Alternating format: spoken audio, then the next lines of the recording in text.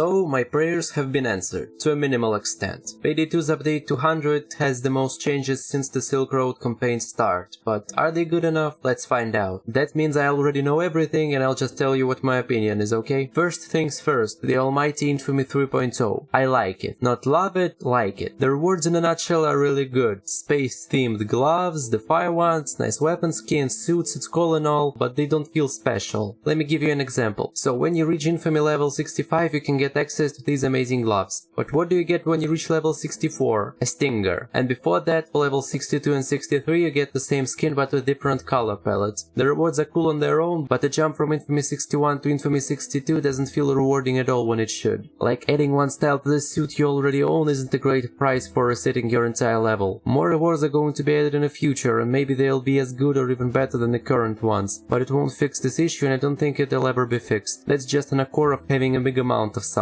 If there is 500 units of anything, you can't make each and every one unique. Another glaring issue is hidden in the name of this update. Infamy 3.0, version 3.0. The number 3 indicates that this is the second major update to the Infamy system that overhauls it entirely. But does it? Obviously no, then I wouldn't bring it up. This update hasn't fixed any of the Infamy system problems. It fixed the crime spree grinding, sure, but XP boosts are still a thing. Like why? The farther you go, the harder it should get. I think this is how it works in every other game on the planet, but apparently not in Payday. Now the skill cost reductions are applied at Infamy 1. Then why have them at all? Before you had to choose them in a grid. Why aren't they applied at rank 0-0? So that the new players would have to spend 4 more points to get that Inspire? Nice, healthy progression system that everyone enjoys. Remember when you had to spend money to level up? Good times, now we even have one more currency that we could spend on leveling up, but no, only XP, that's all. The Infamy system is a great representation of this game as a whole. Payday in 2013 was practically the same game. Not much has changed, but a lot was added on top of its core. Payday in general only grows wider with every update, but not deeper, and it makes me worry a lot about the future of the franchise. But who cares about set stuff? We got new DLCs, yay! I'm not going to talk about weapon colors and gloves because there is nothing to talk about really. We've got guns to examine. The new shotgun is really powerful, like really powerful.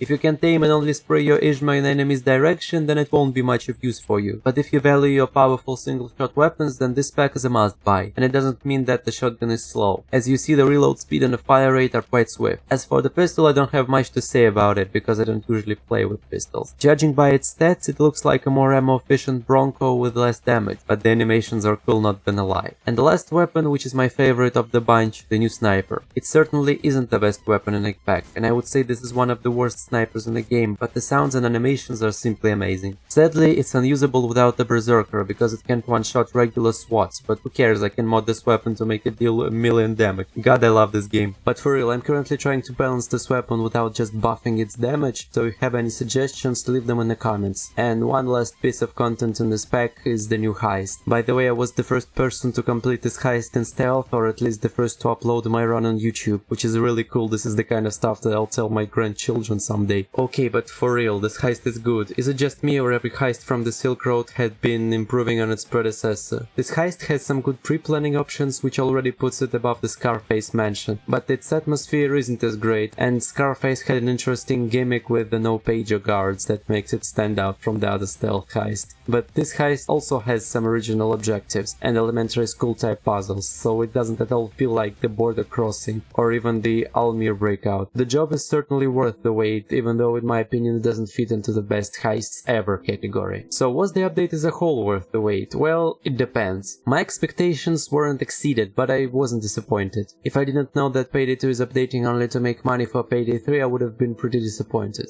But I truly believe that the overkilled small development team did their best. This is the biggest update in recent years, and nothing will even come close to the content drop of this size for a few months or even years. So at least now we have something to work towards, am I right? I love finishing on a positive note, hope you do also. Subscribe, press all the buttons, and I will be negative about things that I enjoy even more. Peace out.